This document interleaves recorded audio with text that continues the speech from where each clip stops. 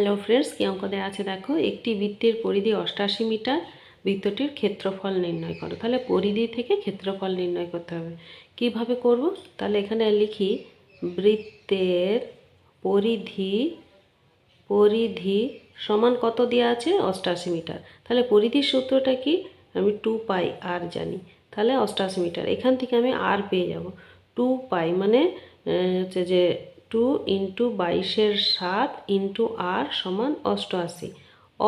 আর is equal two এইটা এইদিকে যদি চলে আসে তাহলে কি হবে? কোনাকুনি গুণ হলে ওপরে 7, নিচে 2 ইন্টু 22, কাটাকাটি করো।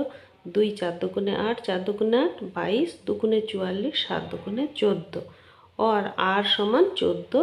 এটা কি মিটার হলো। এবারে ক্ষেত্রফল এখান থেকে আমি পেয়ে যাব। অতএব